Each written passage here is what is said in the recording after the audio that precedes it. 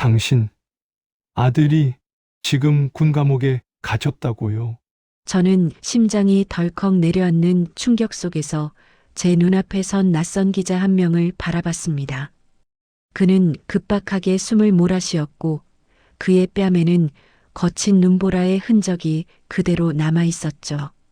기자는 50대 중반에 제가 감당하기 힘든 사실을 쏟아냈습니다. 제 아들 김상호 대위가 군 기밀 유출 혐의로 긴급 구속되었다는 겁니다. 저는 손에 들고 있던 커피 잔을 놓쳤습니다. 차가운 커피가 제 발등 위로 쏟아졌지만 고통은 느껴지지 않았습니다. 머릿속이 새하얗게 변했죠. 아들의 위협은 20년 전 제가 군을 떠나게 만든 그 악몽과 묘하게 겹쳐졌습니다. 이 모든 것이 혹시 제 과거의 침묵 때문일까요? 저는 그럴 리 없다고 스스로를 다그쳤지만 불안은 순식간에 제 심장을 옥죄어 왔습니다. 저는 지금 이 상황을 직면해야만 했습니다. 안녕하세요. 저는 이 모든 이야기의 주인공 강명숙입니다. 올해 58살이 되었고 현재는 작은 복지재단의 사무국장으로 일하고 있습니다. 남들이 보기에는 평범하고 헌신적인 어머니, 딱 그 모습이었을 겁니다. 저는 20년 전 군무원직을 불명예스럽게 내려놓았습니다. 당시에는 건강상의 문제 때문이라고 둘러댔지만 사실은 고위 간부의 비리를 목격하고도 침묵해야 했던 불명예 때문이었죠. 그 기억은 제 마음 깊숙한 곳에 묻어둔 채 다시는 꺼내고 싶지 않았습니다. 저는 매일 아침 재단 사무실에 나와 하루를 시작했습니다. 제가 운영하는 곳은 노인 복지를 위한 작은 공간이었죠. 이곳에서만큼은 과거의 어두운 그림자를 잊고 평온하게 살고 싶었습니다. 저는 온화함과 헌신적인 태도로 직원들과 노인 고객님들을 대했습니다. 그러나 제 속 깊은 곳에는 늘 집요함이라는 다른 성격이 잠재되어 있었습니다. 요즘 들어 저는 아들 상호 때문에 늘 불안했습니다. 상호는 현재 육군 대위로 복무 중입니다. 저는 아들이 무사히 군 생활을 마친 후 평범하게 제대하기만을 바랐습니다. 어쩌면 제가 겪었던 과거의 상처가 아들에게까지 대물림될까 두려웠던 것 같습니다. 저는 아들이 군복을 입고 있을 때마다 알 수 없는 불길함을 느꼈습니다. 사건은 지난 화요일 눈발이 날리던 늦은 오후에 시작되었습니다. 저는 퇴근 후 낡은 아파트 복도에서 우편함을 열었습니다. 쌓여있는 우편물 더미 중에서 아들 상우 앞으로 온 익명의 편지 한 통이 유난히 제 눈길을 끌었습니다. 봉투에는 발신인이 명확히 적혀 있지 않았고 손글씨는 아니었죠. 저는 평소 상호의 사생활을 존중했기 때문에 우편물을 열어보지 않고 집 안으로 들어갔습니다. 저녁 식사 후 상호가 그 편지를 제게 가져왔습니다. 아들의 표정은 몹시 어두웠습니다. 식사 내내 말이 없던 아들은 저를 똑바로 쳐다보지도 못했죠. 상호는 차마 편지 내용을 제게 직접 읽어주지 못하고 그저 구겨진 편지지만 내려다봤습니다. 어머니, 이게 오늘 제 우편함에 들어 있었습니다. 저는 상호가 쥐고 있는 종이를 조심스럽게 건네받았습니다. 종이는 얇았지만 그 내용은 제 손을 떨리게 만들었습니다. 편지에는 이렇게 적혀 있었습니다. 20년 전 묻힌 이하사 사건의 진실을 알고 있다. 당신의 어머니 강명숙 실장을 주시하라. 저는 그 자리에서 숨을 멈추었습니다. 이하사 사건. 그것은 제가 군무원직을 불명예스럽게 내려놓게 만든 그 비리 사건을 지칭하는 것이었습니다. 저는 그 사건이 영원히 묻어두었던 과거의 악몽이라고 생각했습니다. 그런데 20년 만에 섬뜩하게 부활한 것만 같았습니다. 어머니, 상우가 힘없는 목소리로 저를 불렀습니다. 요즘 부대 안에서 이상한 압박이 느껴집니다. 제가 모르는 곳에서 저를 주시하는 것 같아요. 이 편지는 분명 저를 향한 경고겠죠? 제가 혹시 뭘 잘못했는지 모르겠습니다. 상호는 군인으로서의 자부심이 강한 아들이었습니다. 그런데 지금 그의 눈빛은 흔들리고 있었죠. 저는 상호의 불안한 눈빛을 마주 볼 수 없었습니다. 주인공의 일상이었던 제 삶은 작지만 이상한 변화를 겪기 시작한 것입니다. 저는 온화함을 잃지 않으려 애썼습니다.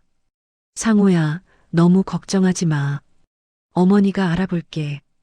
익명은 늘 무책임한 법이니까. 아마도 질투하는 동료의 장난일 수도 있어. 하지만 제 속으로는 이미 폭풍우가 몰아치고 있었습니다. 감정의 첫 파동이었죠. 저는 나약하게 침묵했던 과거의 제 자신이 원망스러웠습니다. 만약 그때 제가 용기를 냈더라면 지금 아들이 이런 위협에 노출되지 않았을 텐데 말입니다. 저는 늦었지만 이제라도 아들을 지켜야 했습니다. 숨겨왔던 집요함의 성격이 고개를 들기 시작했습니다. 저는 편지를 불길에 태워버리려다가 멈췄습니다. 증거가 될지도 모르죠. 저는 편지를 조심스럽게 서랍 깊숙한 곳에 넣어두었습니다. 이 작은 행동이 앞으로 제 삶 전체를 송두리째 뒤바꿀 줄은 그때는 알지 못했습니다. 평온했던 제 일상은 완전히 깨지기 시작한 것입니다. 며칠 동안 저는 그 편지 외에는 아무것도 생각할 수 없었습니다. 재단 업무에도 집중이 되지 않았습니다. 눈을 감으면 20년 전 군무원 시절의 기억, 특히 이하사 사건의 서늘한 분위기가 떠올랐습니다. 저는 알았습니다. 이 사건은 단순히 징징대는 어린 군인들의 이야기가 아닙니다. 바로 돈, 병, 가족, 인간관계 등 현실적인 문제와 얽혀 있는 거대한 부조리의 단서라는 것을요. 이제는 앞으로 이어질 문제의 단서를 밟고 이탈 없이 이야기를 따라가야 할 때였습니다. 저는 아들을 지키기 위해 그리고 제 자신을 구원하기 위해 과거의 진실을 파헤쳐야만 했습니다. 익명 편지를 받은 후 저는 며칠 동안 밤잠을 설쳤습니다. 저는 더 이상 물러설 수 없다고 판단했고 익명 편지의 발신자를 찾기 위해 움직이기 시작했습니다. 제가 아는 군 관련 인물은 한정적이었기 때문에 가장 먼저 옛 동료 윤정희 57세에게 연락했습니다. 그녀는 제가 군무원으로 일하던 시절 기획행정실에서 함께 일했던 동료였죠. 그녀는 지금도 군 관련 기관에서 일하고 있습니다. 저는 윤정혜 씨와 사람이 많지 않은 한적한 카페에서 만났습니다. 저는 그녀에게 익명 편지의 내용과 아들 상우가 겪고 있는 불편한 상황을 조심스럽게 털어놓았습니다.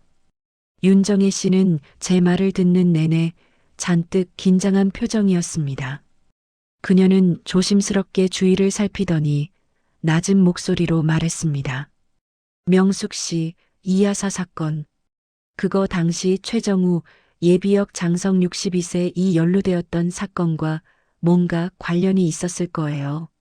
최 장군님은 당시에도 무서운 분이셨잖아요. 저는 최정우라는 이름을 듣고 가슴이 철렁했습니다.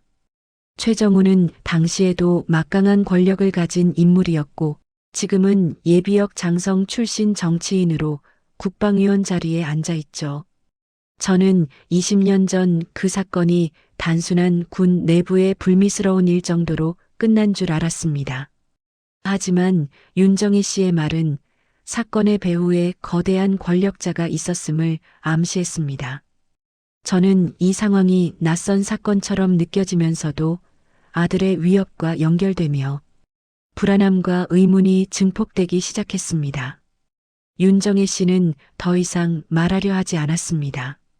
명숙 씨, 나도 무서워요. 그냥 잊고 사시는 게 좋겠어요. 괜히 건드리면 우리 같은 사람들만 다쳐요. 그녀는 커피값을 계산하고 황급히 자리를 떴습니다. 그녀의 뒷모습에서 저는 제가 짊어져야 할 짐의 무게를 느꼈습니다. 카페를 나서자마자 저는 한 남성과 부딪혔습니다. 그는 카메라와 노트북을 든 국방부 출입 기자 박도현 35세이었습니다.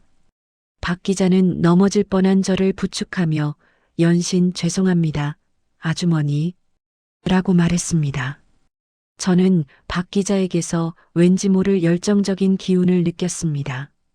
박 기자는 제가 혹시 군 관련 인물이냐고 물었습니다. 저는 얼버무렸지만 그는 제게 명함을 건네며 다급하게 말했습니다. 저는 국방부 기자 박도연입니다. 제가 지금 20년 전 이하사 사건과 비슷한 군납 비리 및 은폐 사건을 추적 중이거든요.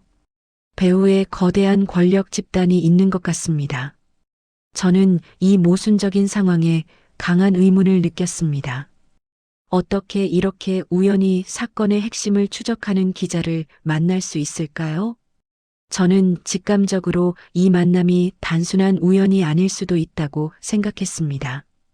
박 기자는 제게 과거 사건의 내부 정보를 줄 수 있느냐고 요청했습니다. 그는 저를 향해 진심을 담아 설득했습니다. 아주머니, 지금 침묵하시면 또 다른 희생자가 나올 거예요. 그 비리가 상층부까지 닿아 있다는 증거를 찾고 있습니다. 아주머니의 정보가 결정적일 수 있습니다. 저는 그 자리에서 모든 것을 털어놓을지 망설였습니다. 갈등의 씨앗이 제 마음속에서 꿈틀거렸죠. 하지만 아들의 안전이 걸려 있었습니다. 저는 박 기자가 제가 덮었던 진실과 현재, 아들이 위협받는 사건 사이의 위험한 연결고리를 끊어줄 유일한 조력자일지도 모른다고 생각했습니다. 저는 박 기자의 눈을 똑바로 바라보며 말했습니다. 박 기자님, 제가 아는 선에서 도와드릴게요. 하지만 제 신분과 아들 얘기는 절대 외부에 발설하면 안 됩니다. 이건 제 마지막 부탁이에요. 박 기자는 눈빛을 빛내며 고개를 끄덕였습니다. 약속합니다, 아주머니. 그럼 일단 저한테 20년 전 그 사건에 대해 아시는 모든 것을 알려주시겠어요? 시간이 없습니다. 저는 그때부터 과거의 기억을 되짚기 시작했습니다. 20년 전 제가 군무원 시절 목격했던 그 간부의 비리, 그리고 이하사의 억울한 죽음, 모든 것이 최정우 장성 당시 소장과 연결되어 있었습니다. 저는 제가 가진 모든 정보를 박 기자에게 넘겼습니다. 박 기자는 제가 말하는 모든 것을 태블릿 PC에 기록하며 몰입했습니다. 그는 특히 군납 비리, 예산 횡령, 그리고 은폐 과정을 상세히 물었습니다. 당시 군수 물품 입찰 과정에 특이 사항은 없었습니까? 장부 조작은 어떻게 이루어졌죠? 저는 당시 기획행정실장으로서 관여했던 모든 행정착오와 비정상적인 결제 과정을 상세히 설명했습니다. 당시 최정우 장군님은 특수임무라는 명분 아래 모든 결제를 일사천리로 진행시켰습니다. 저희는 실무진으로서 거부할 수가 없었어요. 나중에 보니 그 특수임무라는 게 사실은 군납업체와 짜고 비자금을 조성하는 과정이었죠. 박 기자는 고개를 끄덕이며 흥분했습니다. 역시 제 예상이 맞았군요. 그 수법이 지금도 똑같이 사용되고 있습니다. 이 사건은 작은 일이 이렇게 커질 수도 있지 않은 시니어층의 공감 포인트를 스스로 확인한 것입니다. 이들의 첫 연결은 제가 다시 과거의 그림자 속으로 걸어 들어가도록 이끄는 갈등의 씨앗을 심화시켰습니다. 저는 더 이상 평범한 어머니가 아니었습니다. 아들을 지키기 위해 과거와 정면으로 맞서야 하는 투쟁가가 된 것이죠. 저는 이 작은 일이 앞으로 얼마나 큰 폭풍을 몰고 올지 예감하지 못했지만 진짜 원인은 아직 숨김으로써 다음 궁금증을 유발해야 했습니다. 저는 박 기자에게 모든 것을 털어놓은 후 카페를 나섰습니다.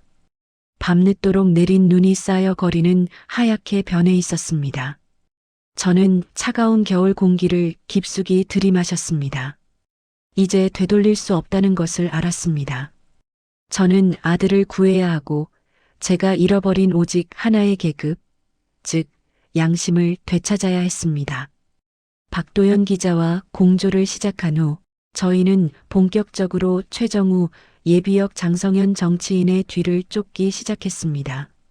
박 기자는 그의 정보를 통해 최정우가 20년 전 사건을 은폐하고 현재까지도 군 관련 이권에 깊숙이 개입하고 있다는 사실을 확신하게 되었습니다.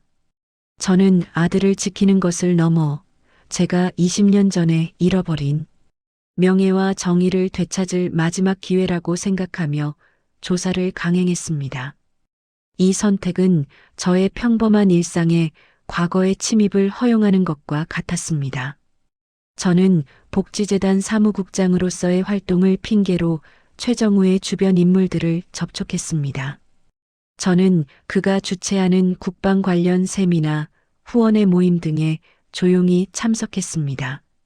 마치 그림자처럼 움직였습니다. 저는 화려한 옷을 입지 않았고 그저 조용히 구석에 앉아 사람들의 대화에 귀를 기울였습니다. 저의 목표는 최정우의 비자금 연결고리가 담긴 장부를 찾는 것이었습니다. 제가 과거 군무원 시절 알았던 정보와 박 기자가 현재 취재한 내용들이 퍼즐처럼 맞춰지기 시작했습니다. 사건은 단순히 비리 차원을 넘어선 거대한 권력형 은폐로 확장되었습니다. 한편 아들 상호는 군 내부에서 점점 고립되고 있었습니다. 그는 갑작스러운 보직 변경과 함께 핵심 업무에서 배제되었고 심지어 동료들 사이에서도 알 수 없는 따돌림을 겪기 시작했습니다. 상호는 영문을 몰랐죠. 어머니, 저는 아무 잘못도 안 했는데 왜 저한테 이러는 걸까요? 제 소대원들까지 저를 피하는 것 같습니다. 제가 군 생활을 잘못했나요? 상호는 저에게 전화를 걸어 절망적인 목소리로 물었습니다. 저는 이 모든 고통이 저의 행동 때문일까 두려움에 휩싸였습니다. 관계에 균열이 생기려 했지만 저는 물러설 수 없었습니다. 저는 아들의 이름으로 진실을 파헤치려 했습니다. 저는 상호에게 아니다, 아들아. 내 잘못이 아니야. 조금만 버텨다오. 곧 모든 것이 밝혀질 거야. 라고 말했지만 제 목소리는 떨리고 있었습니다. 며칠 후 저는 최정우의 보좌관을 사적으로 만나 식사를 함께 했습니다. 저는 마치 세상 물정 모르는 순진한 아주머니처럼 행동하며 자연스럽게 최정우의 근황을 물었습니다. 의원님께서는 늘 나라 걱정으로 밤잠을 설치시죠. 제가 아는 후배는 군납업체와 엮여서 고생하던데 의원님은 그런 일과는 거리가 머시죠? 저는 의도적으로 군납업체라는 단어를 흘렸습니다. 보좌관은 최정우가 얼마나 청렴하고 애국적인 정치인인지 자랑했습니다. 그때 보좌관이 무심코 던진 한마디가 제 귀를 찔렀습니다. 사무국장님, 혹시 20년 전에 군에 계셨다면서요? 장군님께서 그때 그 불미스러운 일 때문에 아직도 가슴 아파하신다고 하더라고요. 최 의원님은 워낙 기억력이 좋으시거든요. 그가 언급한 불미스러운 일은 제가 침묵했던 그 사건이었습니다. 저는 표정 변화 없이 웃었지만 속으로는 확신했습니다. 최정우는 저를 주시하고 있었습니다. 아니, 제가 움직일 때를 기다리고 있었을 겁니다. 그의 교활함과 이기심은 저런 사람 주변에도 있다는 공감을 불러일으킬 만큼 현실적이었습니다. 저는 보좌관과의 식사를 마치자마자 박 기자에게 연락했습니다. 박 기자님, 최정우가 저를 알고 있어요. 이제 숨어서 움직일 때가 아닌 것 같습니다. 첫 갈등 폭발 직전의 긴장이 최고조에 달했습니다. 박 기자는 흥분했습니다. 좋습니다. 저희가 먼저 움직이죠. 제가 최정우 장성이 내일 참석하는 후원 모임 정보를 입수했습니다. 그 자리에서 정면으로 접촉하는 겁니다. 저는 잠시 망설였습니다. 그 거대한 권력과 정면으로 맞서라니요. 하지만 아들이 겪는 고통을 생각했습니다. 저는 고개를 끄덕였습니다. 주인공의 결단이 내려진 것입니다. 이제 제 결단이 어떤 결과를 부를지 저는 그 모든 것을 감수해야 했습니다. 긴장감 유지는 필수였습니다. 저는 박 기자에게 말했습니다. 만약 내일 제가 무슨 일이 생기더라도 확보하신 자료는 반드시 공개해 주셔야 합니다. 상호의 안전을 위해서라도 최정우는 무너져야 해요. 박 기자는 결연한 표정으로 답했습니다. 걱정 마십시오. 강 사무국장님. 저는 어머니의 집념을 믿습니다. 저는 아들을 구하고 제가 잃어버린 명예를 되찾기 위해 모든 것을 걸고 싸울 준비가 되었습니다. 이 상황은 주인공의 결단이 어떤 결과를 부를까 하는 궁금증을 최고조로 끌어올렸습니다. 결국 저는 최정우 정치인의 후원 모임 장소로 향했습니다. 고급 호텔의 연회장은 화려했지만 저는 마치 적진에 홀로 침투하는 병사와 같은 긴장감을 느꼈습니다. 저는 복지재단 사무국장이라는 명함을 들고 최정우를 만날 기회를 엿보았습니다. 최정우는 중년의 신사들 사이에서 여유로운 미소를 짓고 있었습니다. 그 모습은 카리스마와 위선의 대비 그 자체였습니다. 저는 잠시 기다리다가 그가 잠시 혼자 있을 때 그의 앞을 가로막았습니다. 최 의원님, 안녕하세요. 작은 복지재단을 운영하는 강명숙이라고 합니다. 최정우는 저를 알아보지 못하는 척했습니다. 아이고, 반갑습니다. 복지재단이라니 좋은 일 하시네요. 혹시 후원이라도 해주시려고요? 그는 형식적인 미소를 지었습니다. 저는 단도직입적으로 말했습니다. 후원보다 더 중요한 드릴 말씀이 있습니다. 혹시 20년 전 이하사 사건을 기억하십니까? 제 말을 듣는 순간 그의 눈빛이 순간적으로 날카롭게 변하는 것을 저는 포착했습니다. 그 미세한 표정 변화는 몇 초 만에 사라졌지만 저에게는 충분한 증거였습니다. 최정우는 주변의 시선을 의식하며 저를 조용히 구석진 곳으로 불러냈습니다. 그의 목소리는 낮았지만 살기가 느껴졌습니다. 강 사무국장, 옛날 일은 옛날 일로 묻어둬야죠. 어머니가 아들을 위험에 빠뜨리는 일은 없어야지. 그는 어머니라는 단어를 강조하며 섬뜩한 위협을 가했습니다. 저는 그 순간 심장이 얼어붙는 것 같았습니다. 대립자와의 정면 접촉이었습니다. 갈등은 더 이상 익명의 편지가 아니었습니다. 최정우라는 거대한 권력과 악의 축이 명확한 형태로 제 눈앞에 등장한 것입니다. 저는 그의 위협 앞에서 가치관의 흔들림을 느꼈습니다.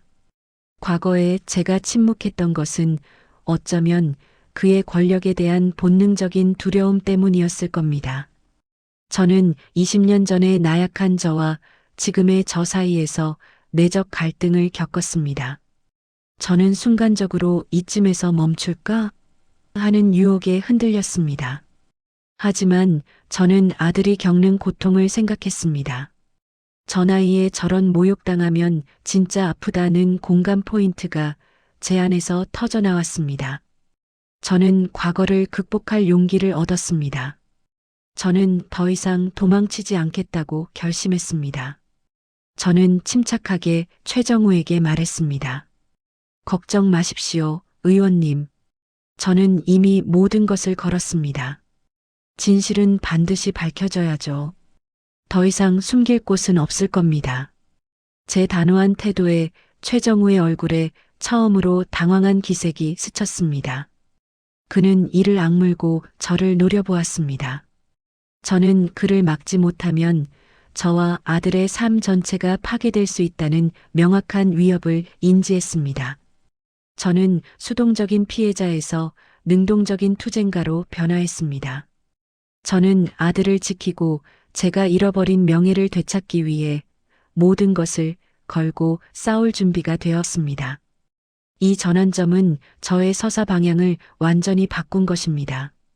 구체적 묘사 표정, 몸짓을 통해 감정 몰입이 극대화되는 순간이었습니다. 저는 연회장을 빠져나와 박 기자에게 연락했습니다. 박 기자님, 다음 단계로 넘어갈 때입니다. 최정우는 곧 반격해 올 겁니다. 저희가 먼저 움직여야 합니다. 제 결심은 이미 행동으로 이어질 걸 예고하고 있었습니다. 저는 이제 거대한 권력과의 싸움에서 물러서지 않을 것입니다. 저와 박도연 기자의 정면 돌파 시도는 결국 최정우의 거대한 반격을 불러왔습니다. 제가 최정우를 접촉한 다음 날 아들 김상호가 군 기밀 유출이라는 허위 혐의로 긴급 구속되었다는 소식을 들었습니다. 믿고 싶지 않은 결정적 실패였습니다. 상호가 구속이라니요? 말도 안 됩니다. 제가 아들을 망쳤어요. 저는 그 자리에서 주저앉았습니다. 아들을 지키려던 행동이 오히려 아들을 가장 위험한 상황에 빠뜨린 것입니다. 저는 극심한 충격과 자책감에 빠졌습니다. 이 감정적 하락은 저에게 모든 것을 포기하고 싶게 만들었습니다. 나도 저런 순간 있었지 않은 시니어층의 공감대가 저의 고통 속에서 피어났습니다. 저는 모든 접촉을 끊고 홀로 고립되었습니다. 저는 복지재단 사무실에도 나가지 않았고 집안에서 숨 쉬는 것조차 버거웠습니다. 제가 20년 전 침묵했던 죄 때문에 아들이 대신 고통받는다는 생각에 저는 매일 밤을 눈물로 지새웠습니다. 제 인생에서 가장 깊은 시마나카 구간이었습니다. 며칠 후 박도연 기자가 제 집 앞으로 찾아왔습니다. 그는 저의 고립을 깨고 들어온 유일한 사람이었습니다.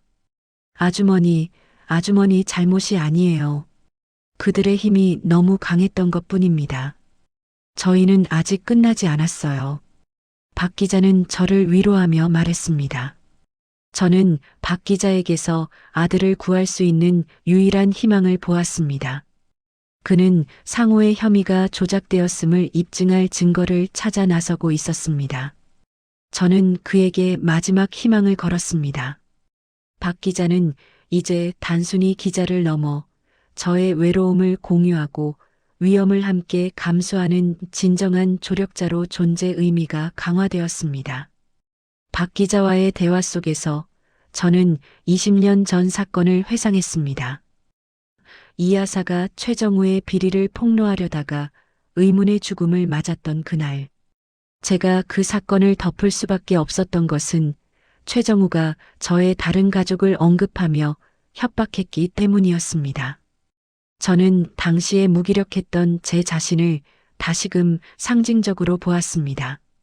과거 장면은 상징적으로 장황하지 않게 묘사되었습니다. 그때의 기억이 현재와 연결되었습니다.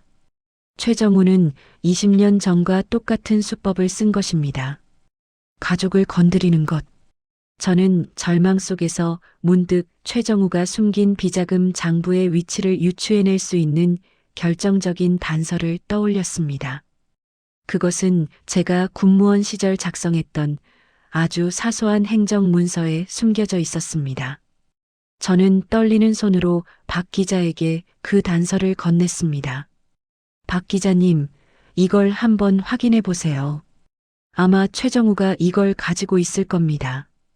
제가 20년 전에 잃었던 용기를 이제는 박 기자님이 대신 써주세요. 이 고통스러운 낙하 구간은 저에게 진정한 조력의 가치를 깨닫게 했고 과거에서 얻은 교훈, 즉 침묵은 죄가 된다는 것을 확인하며 과거에서 얻은 교훈이 어떻게 쓰일까 하는 기대감을 품게 했습니다. 저는 최정우의 거대한 권력 앞에서 마지막 힘을 냈습니다. 박도연 기자는 제가 제공한 단서를 가지고 며칠 동안 잠적했습니다. 저는 불안했지만 박 기자를 믿을 수밖에 없었습니다. 결국 박 기자에게서 연락이 왔습니다. 그의 목소리는 흥분으로 가득 차 있었습니다. 아주머니, 찾았습니다. 최정우의 비자금 장부요. 박 기자는 20년 전 이하사 사건의 진실과 최정우의 비리 장부를 발견했다고 했습니다. 장부에는 최정우가 군납 비리를 저지르고 이를 이하사에게 덮어씌운 뒤 사건을 은폐했다는 결정적인 증거가 담겨 있었습니다. 뿐만 아니라 최정우가 현재까지도 군 관련 이권을 통해 거액의 비자금을 조성하고 있음을 기록한 비밀 장부까지 찾아냈습니다. 저는 이 숨겨진 사실의 발견에 충격과 동시에 20년 만의 해방감을 느꼈습니다. 이것은 억지 반전 금지, 초반 단서와 연결이라는 규칙에 따라 제가 파트 5에서 제공한 사소한 행정문서라는 단서와 연결된 것입니다. 박 기자는 이 증거를 통해 아들 상호의 허위 혐의를 바로 벗길 수 있다고 말했습니다. 하지만 저는 이 기회를 개인적인 구출 작전으로 끝낼 수 없다고 생각했습니다. 박 기자님, 아들 구출은 그들의 목표입니다. 저희는 그들의 계획대로 움직이면 안 되죠. 아들뿐만 아니라 20년 전 이하사의 명예까지 걸린 문제입니다. 이 증거를 세상에 공개해서 최정우를 뿌리째 무너뜨려야 합니다. 서사의 방향이 아들 구출이라는 개인적 목표를 넘어 부패한 권력 심판이라는 공적 목표로 재배치되었습니다. 저는 속이 다 시원하다는 카타르시스를 스스로 느꼈습니다. 저는 20년 전 제가 침묵했던 이유가 단순히 두려움 때문이 아니라 최정우가 저의 가족을 해치겠다는 교묘한 협박 때문이었음을 상기했습니다. 그가 이번에도 똑같은 수법을 썼음을 깨달은 저는 더 이상 그의 협박에 휘둘리지 않겠다고 단호하게 태도를 재정립했습니다. 저는 박 기자에게 모든 증거를 언론에 공개할 것을 요청하며 강명숙이라는 실명으로 카메라 앞에 서겠다고 선언했습니다. 20년 전 진실 앞에서 도망쳤던 저의 마지막 과오를 이제 제가 스스로 반성하고 정면 돌파하겠습니다. 저는 더 이상 침묵하지 않을 겁니다. 저는 20년 전에 저에게 보내는 마지막 경례를 올리는 심정이었습니다. 이제 최정우가 어떤 반격을 해올지 알 수 없었지만 아직 적의 반격 여지 남겨 끝까지 보게 함으로써 긴장감을 놓지 않았습니다. 저는 끝까지 싸울 준비가 되어 있었습니다. 저는 박도연 기자와 함께 비밀 기자회견을 열었습니다. 회견장에는 수많은 카메라 플래시가 터졌고 저는 마이크 앞에 섰습니다. 저는 20년 전 군무원이었던 강명숙입니다. 그리고 현재 군에 복무 중인 대위의 어머니입니다. 저는 오늘 20년 동안 묻혀있던 군납비리와 권력형 은폐의 진실을 고발하기 위해 이 자리에 섰습니다. 저는 떨리는 목소리로 이하사 사건의 진실부터 아들 김상호 대위의 허위 구속까지 이 모든 것이 최정우 예비역 장성의 비리를 은폐하기 위한 조직적인 음모였음을 실명으로 고발했습니다. 저는 한 군인의 어머니이기 전에 이 사회의 정의를 바라는 시민입니다. 저의 고백은 전 국민에게 엄청난 감정적 울림을 주었습니다. 이 폭로는 언론과 사회의 가장 큰 충돌을 야기하며 감정의 최고조에 이르게 했습니다. 최정우 측은 즉시 기자회견 내용을 모두 허위사실이라며 저를 명예훼손 및 무고죄로 맞고소했습니다. 전방위적인 압박이 시작되었습니다. 하지만 저는 이미 모든 것을 걸었기에 두려워하지 않았습니다. 저는 박 기자와 함께 최정우의 비자금 장부 사본과 과거 사건 관련 핵심 증거들을 공개했습니다. 여론은 완전히 저의 편으로 돌아섰습니다. 최정우는 궁지에 몰렸지만 마지막 발악으로 자신의 모든 인맥과 권력을 동원해 수사를 막으려 했습니다. 하지만 저의 용기 있는 고발과 박 기자의 집요한 보도는 사정당국의 움직임을 이끌어냈습니다. 결국 검찰은 최정우에 대한 긴급 수사를 시작했습니다. 저는 사건의 핵심이 해결되기 직전에 최고조 긴장 상태에 이르게 했습니다. 저의 고발은 한 어머니의 절규이자 정의를 향한 외침이었습니다. 며칠 후 검찰 수사 결과가 발표되었습니다. 최정우는 비자금 조성 및 사건 은폐 혐의로 결국 구속되었습니다. 결과는 현실적이어야 한 판결이라는 품질 체크를 만족하는 순간이었습니다. 20년 동안 묵혀왔던 악의 근원이 해결된 것입니다. 저는 아들이 갇혀있던 군 감옥 앞에서 눈물을 흘렸습니다. 아들 김상호는 무혐의로 풀려나고 저를 보자마자 달려와 안겼습니다. 저는 아들에게 부끄럽지 않은 어머니가 된 것입니다. 세상은 결국 정의가 통한다는 공감 포인트를 스스로 증명했습니다.